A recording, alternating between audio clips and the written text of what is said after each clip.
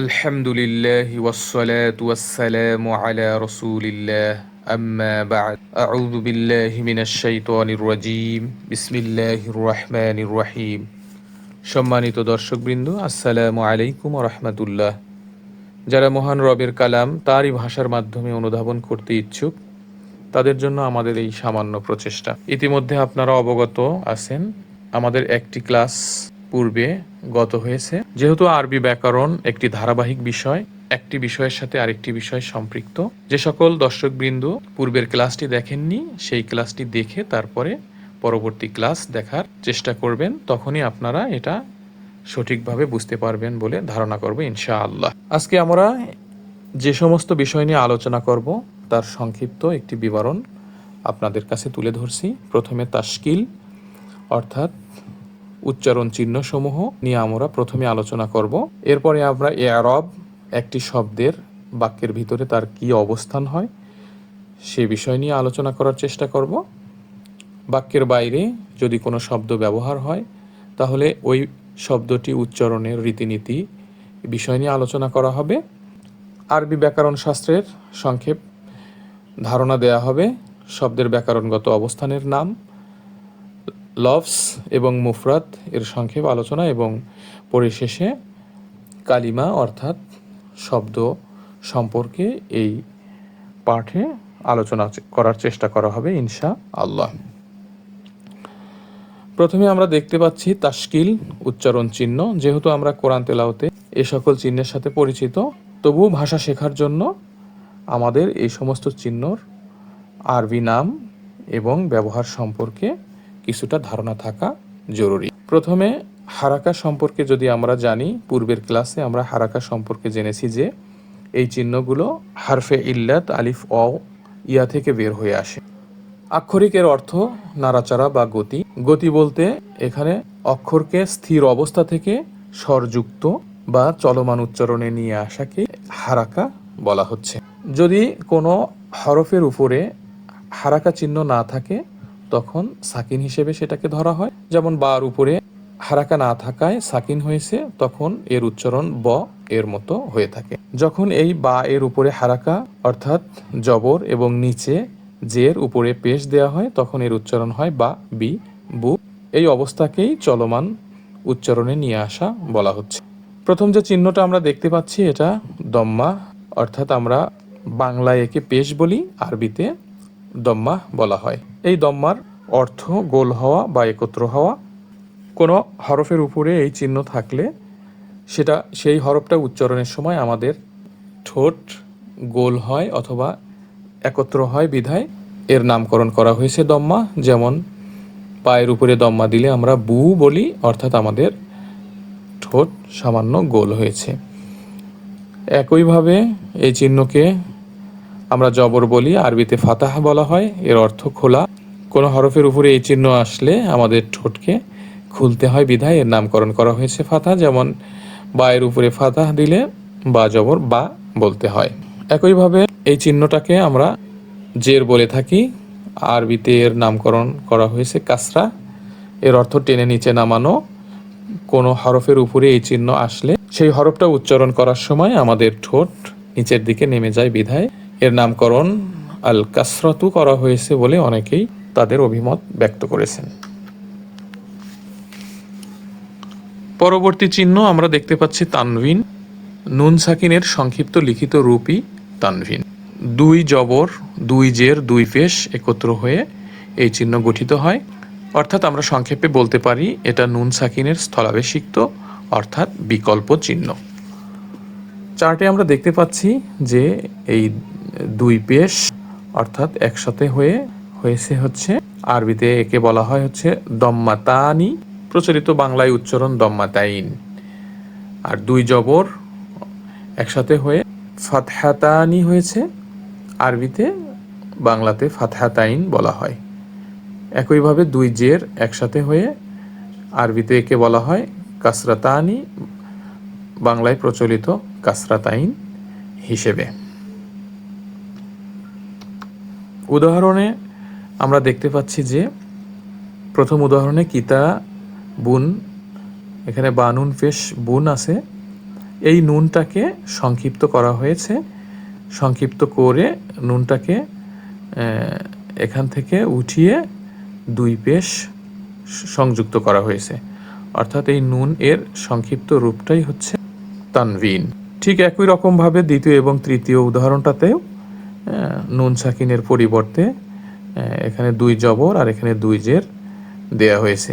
সংক্ষেপ করার রীতিনীতি বাংলা এবং ইংরেজি উভয়টাতেই আছে। যেমন বাংলায় আমরা পরীক্ষা বলি, এটা আসলে মূলত পরিযোগ ইক্ষা।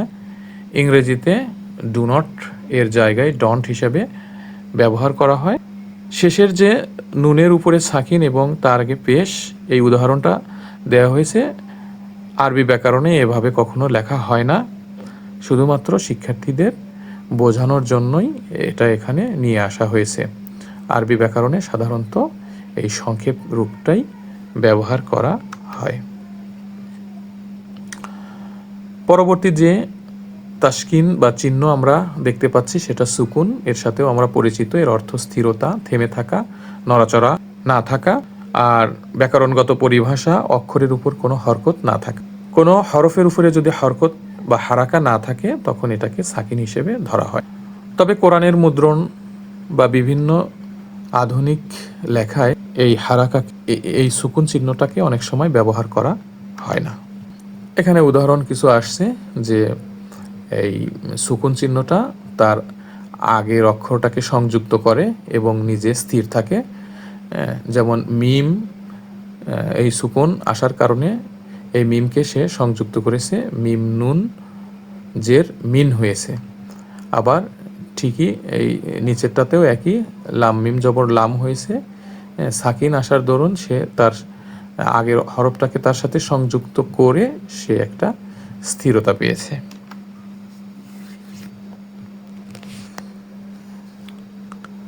পরবর্তীতে আমরা যে চিহ্নটা দেখতে পাচ্ছি সেটা হচ্ছে তাসদিদ, অনেকেই সাদ্দা বলে থাকেন। এর অর্থ জোর দেওয়া বা দ্বিত্ব করা, অর্থাৎ একটি অক্ষরকে দুইবার বা জোর দিয়ে উচ্চারণ করাকেই এই তাসদিদের মাধ্যমে করা হয়ে থাকে। যদি এখানে আমরা দেখতে পাচ্ছি এই চিহ্নটা আসার কারণে প্রথমে একটা সাকিন হয়েছে বাতে, তারপরে বা নিজে আবার উচ্চারণ হয়েছে। যেমন র বা জবর রব, আবার বাজের বি, রব্বি, মানে বাটা সে দুইবার উচ্চারিত হয়েছে বিধায়, মানে দ্বিত্ব হয়েছে বিধায় একে তাসদিদ বা এই চিহ্নকে সাদ্দা বলা হয়ে থাকে। এ অরব এমন একটা বিষয় যার অর্থ হচ্ছে স্পষ্ট করা, পরিষ্কারভাবে প্রকাশ করা, কোনো বিষয়কে স্পষ্ট করে দেয়া। আরবি ব্যাকরণে এর ব্যাপক আলোচনা রয়েছে। একটি বাক্যে এ অরব এর ধারণা যদি স্পষ্ট হয় তাহলে সেই বাক্যটা সম্পর্কে ভালোভাবে জানা সম্ভব হয়। তো এরব সম্পর্কে এখানে আমরা সংক্ষেপে যে আলোচনাটা করব সেটা হচ্ছে আরবি ব্যাকরণে শব্দের শেষের হারাকার মাধ্যমে বাক্যের শব্দের যে ভূমিকা হয়, অর্থাৎ একটা বাক্যে শব্দের অবস্থানটা কি হবে সেই শব্দের শেষের অক্ষরের হারাকার মাধ্যমে এই এরব সেটা স্পষ্ট করে। এরব সাধারণত চার রকমের হয়ে থাকে বা চার ধরনের হয়: মারফু, মানসুব, মাজরুর এবং মাজজুম। এটা পরবর্তীতে আমরা আরও বিস্তারিতভাবে আলোচনা করব। বোঝার জন্য একটি উদাহরণ এখানে আনা হয়েছে যে যদিও আমরা এখনো বাক্য শিখিনি, এখানে একটা বাক্য আনা হয়েছে যা জাইদুন, এর অর্থ জায়েদ এসেছে। আবার এর পরবর্তীতেই এসেছে রাআইতু জাইদান, আমি জায়েদকে দেখেছি। আর মারারতু বিজাইদিন, আমি জায়েদের পাশ দিয়ে গিয়েছি। জায়েদ একজন ব্যক্তি, সে প্রথম বাক্যে পেশের মাধ্যমে জাইদুন, দুই পেশের মাধ্যমে জাইদুন, দুই জবরের মাধ্যমে জাইদান এবং শেষে দুই জেরের মাধ্যমে জাইদিন হয়েছে। এই যে জাইদুনের যে অবস্থান, এই অবস্থানটাকেই এরব স্পষ্ট করে। অর্থাৎ এরব শেখার মাধ্যমে আমরা জানতে পারবো প্রথম বাক্যে জায়েদ কর্তা হিসেবে ব্যবহার হয়েছে, দ্বিতীয় বাক্যে জায়েদ কর্ম হিসেবে ব্যবহার হয়েছে এবং তৃতীয় বাক্যে অব্যয়ের ব্যবহার হয়েছে। আরবি ব্যাকরণে কোনো শব্দের শেষের অক্ষরে এরব অর্থাৎ এর অবস্থান, ব্যাকরণগত অবস্থান ও তার শেষের হারাকা নির্ধারণ করা কিন্তু একটি গুরুত্বপূর্ণ বিষয়। এ স্লাইডে আমরা যে বিষয় একটা শিখব, যারা আমরা আরবিতে একেবারে নতুন, তারা যখন কোনো একটা শব্দ আমরা দেখি তখন আমরা দেখতে পাই যে শব্দের শেষ বর্ণে ফাঁকা থাকে অথবা সাকিন দিয়ে পড়তে হয়, অথবা নতুন কোনো শব্দ আমরা যখন শিখি তখন দুই পেশ দিয়ে উচ্চারণ করা হয়, কিন্তু উচ্চারণ করার সময় আবার অন্যরকম উচ্চারিত হচ্ছে। তাদের জন্য এখানে বলা হয়েছে যে আরবি অভিধান ও প্রাথমিক শিক্ষা পুস্তকের প্রচলিত রীতি অনুযায়ী নতুন কোনো শব্দ সাধারণত এই দুই পেশ দিয়ে লেখা হয়, দুই পেশ দিয়ে প্রথমে লেখা হয়, কিন্তু শব্দটি বাক্যের বাইরে আলাদাভাবে অবস্থান করাতে এর উপরে অক্ফ করতে হয়।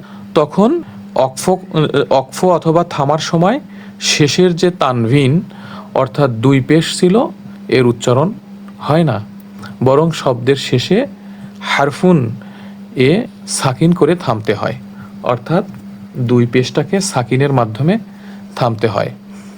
উদাহরণস্বরূপ এখানে আমরা যদি দেখতে পাই যে যদি আমরা কোনো শব্দ পাই তাহলে এইভাবে পাবো যে কিতাবুন, কিন্তু যখন আমরা উচ্চারণ করব তখন আমাদের উচ্চারণ করতে হবে কিতাব, অর্থাৎ এই নিয়ম অনুসারে আবিধান এবং প্রাথমিক শিক্ষা পুস্তকের নিয়ম অনুসারে এই বুনটা তখন আমাদের উচ্চারণ করতে হবে সাকিন হিসেবে, যদিও এই সাকিন হলেও যে এরবের বিষয়টা আছে অর্থাৎ বাক্যে তার অবস্থান এটার পরিবর্তন হবে না।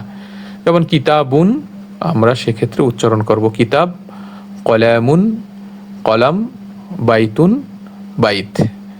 এই পাঠের পরে আমাদের সামনে যখনই কোনো শব্দ আসবে তখন আমরা আর দুই পেশ দিয়ে উচ্চারণ করব না, সেখানে সাকিনের মাধ্যমে উচ্চারণ করার চেষ্টা করব ইনশা আল্লাহ। উদাহরণস্বরূপ এখানে আমরা অনেকগুলো উদাহরণ এনেছি, যেমন কিতাবুন, সেটা লেখার জন্য অবশ্যই এরকম, কিন্তু উচ্চারণের সময় কিতাব কিতাব হিসেবে উচ্চারণ করা হবে। এখানে লক্ষ্য করা যাচ্ছে যে বার উপরে কোনো হারাকা বা কোনো তাস্কিলের চিহ্ন নেই, সেক্ষেত্রে এখানে আমাদেরকে ধরে নিতে হবে বায়ের উপরে একটি সাকিন বিদ্যমান। একইভাবে কলামুনকে আমরা পড়ব কলম, বাইতুনকে পড়ব বাইত, মসজিদুনকে পড়ব মসজিদ, বাবুনকে পড়ব বাব, তারপরে জাবালুনকে জাবাল, নাহরুনকে নাহর, কমারুনকে কমার, শামসুনকে শামস এবং বাহরুনকে বাহার হিসেবে আমরা এখন থেকে উচ্চারণ করব। এ পর্যায়ে আপনাদের সামনে আরবি ব্যাকরণ সম্পর্কে সংক্ষেপ আলোচনা করব ইনশাআল্লাহ। আরবি ভাষা সঠিকভাবে পড়া, বোঝা, বলা এবং লেখার নিয়মকে আরবি ব্যাকরণ বলা হয়ে থাকে। একটা গুরুত্বপূর্ণ বিষয় যে এই আরবি ব্যাকরণ প্রধানত দুইটি শাস্ত্রে বিভক্ত, অর্থাৎ দুইটি শাস্ত্র দুইটি জিনিস আলোচনা করে, ইলমুন নাহউই আর আরেকটি হচ্ছে হলো ইলমুস সরফ। নাহু এমন একটি শাস্ত্র যা বাক্যের শব্দের অবস্থান ও তার শেষের পরিবর্তন নিয়ে আলোচনা করে, অর্থাৎ এই শাস্ত্রটার মাধ্যমে আমরা শিখতে পারবো যে বাক্যের ভিতরে যে শব্দ আছে সেই শব্দটার অবস্থানটা কি, সে কর্তা হবে নাকি কর্ম হবে, সে কিভাবে বসবে বাক্যের ভিতরে, সেই বিষয়টি এই ইলমুন নাহউই আলোচনা করে। এই উদাহরণটা আমরা আগেও শিখেছি যে জা জাইদুন, আবার রাআইতু জাইদান। এই যে জাইদুন এবং জাইদান এর যে পরিবর্তন কি হিসাবে সে এখানে এসেছে, এই সমস্ত নিয়ম কানুন আমরা ইলমুন নাহউই থেকে শিখতে পাই। আরেকটি শাস্ত্র যেটা ইলমুস সরফ, এটা হচ্ছে এমন একটি শাস্ত্র যা একটি শব্দের গঠন, রূপান্তর এবং উৎপত্তি নিয়ে আলোচনা করে। সরফ শেখায় একটি শব্দ কিভাবে তৈরি হয় এবং কিভাবে তার বিভিন্ন রূপ পরিবর্তন হয়, অর্থাৎ সরফের মাধ্যমে আমরা বাক্যে ব্যবহৃত শব্দটি পূর্বে কী ছিল, এর মূলে কী ছিল, এখন কী হিসেবে ব্যবহার হচ্ছে, এই সমস্ত যে পরিবর্তন এই শাস্ত্রের মাধ্যমে আমরা শিখতে পাই। উদাহরণস্বরূপ মূল একটি শব্দ কাতাবা নিয়ে আসা হয়েছে। এই শব্দটি অর্থ যখন কাতাবা ছিল তখন ছিল সে লিখেছে বা লিখলো, কিন্তু যখন এটি পরিবর্তন হয়ে ইয়াকতুবু হলো তখন তার অর্থ হলো সে লেখে বা লিখছে। যখন আক্তুব বলবো তখন এর অর্থ হয় লেখো, এটা একটা আদেশ। কাতিব অর্থাৎ লেখক। যখন এই শব্দটা মাকতুব হলো তখন এর অর্থ দ্বারায় লিখিত, আর মাকতাব যখন হয় তখন এর অর্থ দ্বারায় অফিস বা লেখার স্থান। এই যে শব্দ কিভাবে পরিবর্তন হবে বা কোন কোন ক্ষেত্রে কিভাবে পরিবর্তন হবে, পূর্বে এই শব্দটা কি ছিল, এই সমস্ত বিষয় নিয়ে ইলমুস সরফ আলোচনা হয়। পরবর্তীতে আমরা অবশ্যই এটা বিস্তারিতভাবে আলোচনা করব। নতুন যারা তাদের সামান্য ধারণা দেওয়ার জন্য এই স্লাইডে আমরা এতটুকু আলোচনা করলাম। আমাদের সামনে একটা ছক এসেছে। এই ছকটা অতি গুরুত্বপূর্ণ, যদিও এই ছকটা পরিষ্কারভাবে বোঝার জন্য আরও কিছু শিক্ষা আমাদের দরকার আছে। এরপরেও সামান্য একটি ধারণা দেওয়ার জন্য আমি এই ছকটা আপনাদের সামনে নিয়ে এসেছি। প্রথমে আমরা দেখতে পাচ্ছি যে লেখা আছে আদ-দাম্মাতু, এটা সম্পর্কে আমরা অলরেডি জেনেছি, আর এই চিহ্নটা সম্পর্কেও আমরা জানি। তারপরে গোল হওয়া বা একত্র হওয়া, এটা সম্পর্কেও আমরা পড়ে এসেছি। এরপরে আসে আর রফউ, বাংলাকে একে রফা বলা হয়, অর্থাৎ একটি বাক্যের ভিতরে শব্দের যে অবস্থান সেই অবস্থানের নাম। বাক্যটার ভিতরে শব্দটার অবস্থান কি হবে সেইটার নামকরণ হচ্ছে এইটা। অর্থাৎ বাক্যের ভিতরে যদি শব্দটা রফা হয় তাহলে সেই শব্দটার শেষের অক্ষরের চিহ্নটা হয় দম্মা। খুব মনোযোগ দিয়ে একটু শুনবেন। কোনো বাক্যে শব্দটার অবস্থান যদি রফা হয় তাহলে ওই শব্দের শেষের অক্ষর বা হরফের চিহ্নটা হয় দম্মা, এবং তখন ওই শব্দটাকে বলা হয় মারফুউন।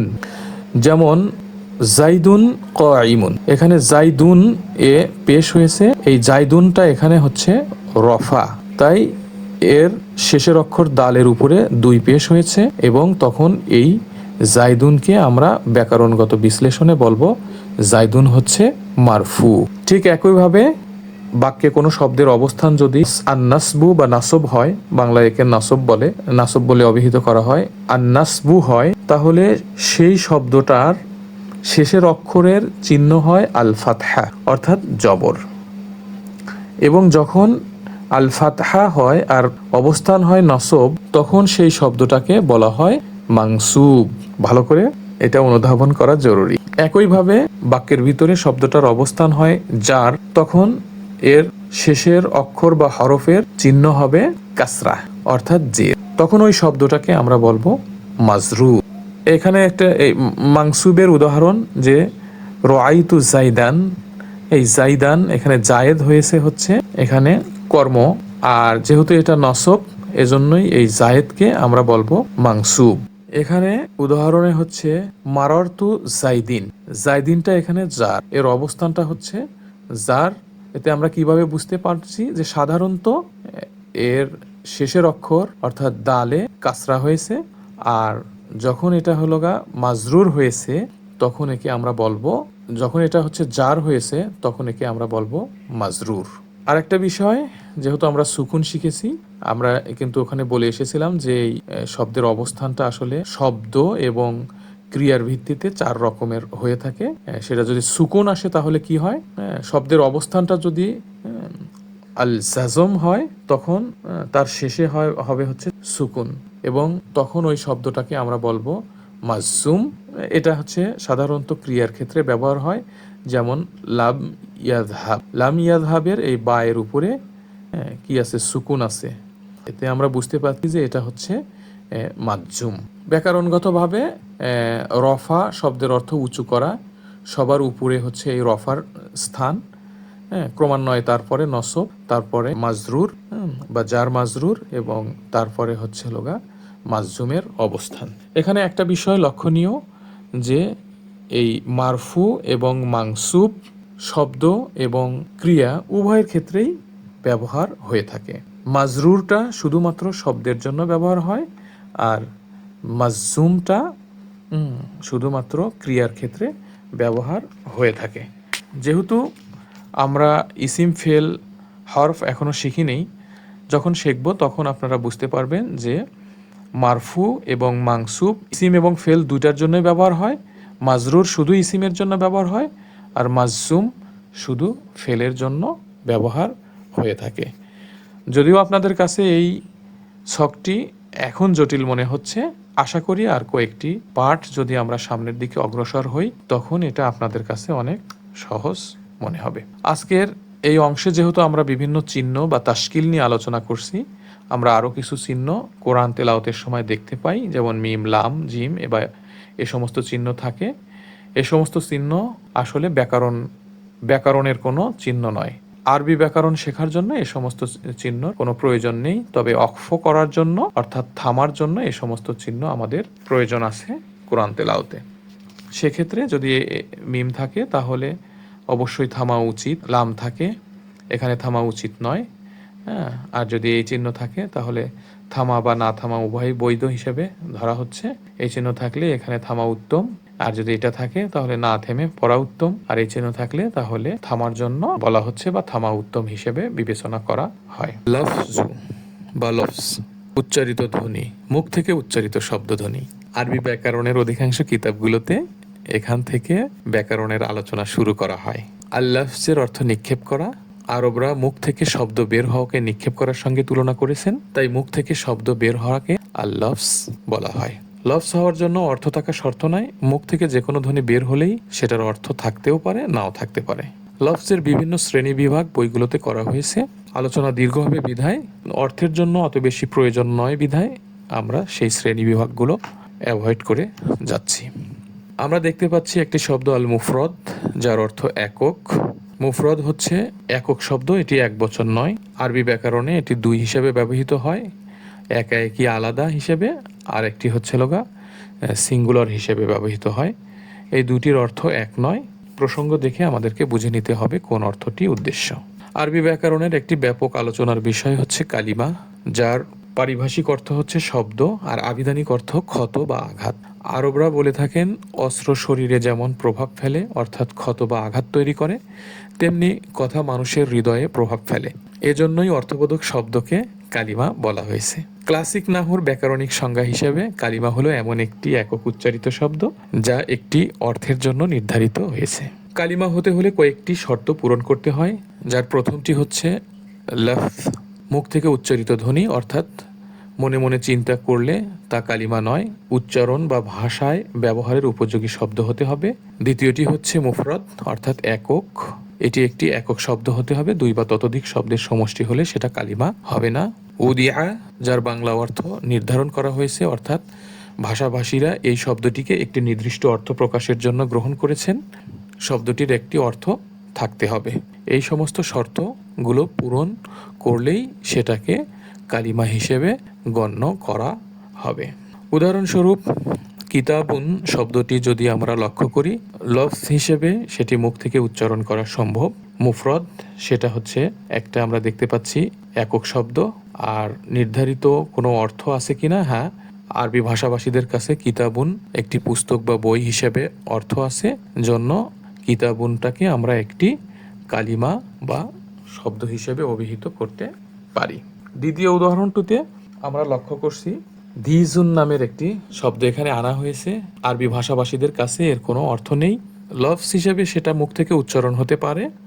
মুফরদ হিসেবে আমরা দেখছি একক শব্দ, কিন্তু অর্থ না থাকার কারণে, অর্থ নির্ধারিত না থাকার কারণে এটাকে আমরা আরবি ব্যাকরণের নিয়ম অনুসারে শব্দ হিসেবে বা কালিমা হিসেবে গণ্য করতে পারবো না।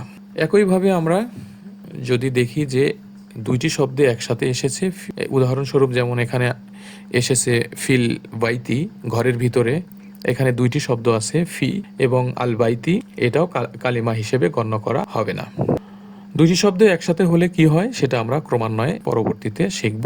মনে রাখতে হবে প্রতিটি কালিমা একটি লফজ, প্রতিটি লফজ কিন্তু কালিমা নয়।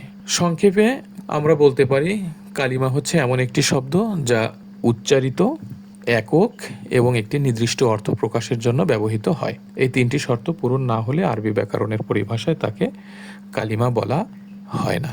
আরবি ব্যাকরণের দৃষ্টিতে এই কালিমাকে তিন ভাগে ভাগ করা হয়েছে, আল ইসমু, আল ফেআলু, আল হারফু। বাংলা ভাষাভাষীরা আমরা বলে থাকি ইসিম, ফেল এবং হারফ। বাংলায় যেমন 5 ভাগে বিভক্ত, ইংরেজিতে 8 ভাগে, কিন্তু আরবির জন্য এই 3টি ভাগই নির্ধারণ করা হয়েছে। সেক্ষেত্রে ইসিমের ভিতরে বিশেষ্য, বিশেষণ, সর্বনাম, ক্রিয়া অন্তর্ভুক্ত, অথবা যদি ইংরেজিটা বলা হয় সেক্ষেত্রে নাউন, প্রোনাউন, অ্যাডজেক্টিভ এবং অ্যাডভার্ব। ফেলের ভিতরে ভার্ব অর্থাৎ ক্রিয়া অন্তর্ভুক্ত এবং আল হারফ এর ভিতরে প্রিপোজিশন, কনজাংশন, গেটিভ অর্থাৎ ইন্টারজেকশন এর ভিতরে অন্তর্ভুক্ত। একটা বিষয় এখানে লক্ষণীয়, প্রথম পাঠে আমরা বা আল হারফু শিখেছিলাম অক্ষর বা বর্ণকে, আর এখানে এসে আমরা দেখতে পাচ্ছি যে এটার অর্থ হয়ে যাচ্ছে অব্যয়। সেক্ষেত্রে আল হারফু এর অর্থটা আসলে মূলত কি, অক্ষর, বর্ণ নাকি অব্যয়? উত্তর দুটোই সঠিক, তবে প্রসঙ্গ, কনটেক্সট অর্থাৎ কনটেক্সট অনুযায়ী অর্থ পরিবর্তন হয়। যখন আমরা আরবি বর্ণমালার কথা বলবো তখন এই হারফুনের অর্থ অক্ষর হিসেবে গণ্য করব, যেমন আলিফ বা তা সা। আর আরবি ব্যাকরণ অর্থাৎ নাহুর ক্ষেত্রে যখন বলবো তখন এটিকে এমন একটি শব্দ বলবো যার অর্থ একাএকি পূর্ণভাবে প্রকাশ পায় না, অন্য শব্দের সঙ্গে যুক্ত হলে তার অর্থ বোঝা যায়। উদাহরণ হিসেবে ফি আনা হয়েছে এখানে, এর অর্থ মধ্যে, এর দ্বারা কোনো অর্থ প্রকাশ হচ্ছে না, অথচ অন্য একটি শব্দের সাথে যদি যুক্ত হয় তাহলে হয় ফিলওয়াইতি, যার অর্থ ঘরের মধ্যে, এখানে একটি অর্থ প্রকাশ পাচ্ছে। বাংলাতেও এমন অনেক শব্দ আছে যেগুলো বিভিন্ন অর্থ প্রকাশ করে। উদাহরণস্বরূপ এখানে পায়ের পদ এবং ব্যাকরণের পদ, দুটেই যেহেতু পদ, একই পদ 2 রকম অর্থ প্রকাশ করেছে। তেমনি হারফুন শব্দটিও প্রসঙ্গভেদে ভিন্ন ভিন্ন অর্থে ব্যবহৃত হয়। আরবি ভাষায় অনেক শব্দের একাধিক অর্থ থাকে, তাই আরবিতে কোনো ভাষার অর্থ বোঝার সময় দেখতে হবে কোন শাস্ত্রে অর্থাৎ নাহু, সরফ, তাসবিদ, অভিধান কি হিসেবে এটা ব্যবহৃত হয়েছে এবং কোন প্রসঙ্গে শব্দটি এসেছে। একই শব্দের অর্থ অনেক কারণে পরিবর্তন হতে পারে। কিছু কারণ আমরা এখানে উল্লেখ করেছি। মূল অক্ষরের শেষে যদি হারাকা পরিবর্তন হয় তাহলে অর্থের পরিবর্তন হতে পারে। এখানে যেমন বাররুন অর্থাৎ গম, বাররিন অর্থাৎ কর্তব্য, বাররান অর্থ দয়া। শুধুমাত্র এখানে হারাকা পরিবর্তনের কারণে এর অর্থগুলো পরিবর্তন হয়েছে। মূল অক্ষর থেকে যখন মাদি অথবা মদরে বের হয়, আমরা সামান্য কিছু আলোচনা করেছিলাম যে সর্ব শাস্ত্রটা শব্দের রূপান্তর নিয়ে আলোচনা করে। সেই মূল শব্দ থেকে যখন মাদি অথবা মদরে বের হয় তখনও অর্থের পরিবর্তন হয়ে থাকে।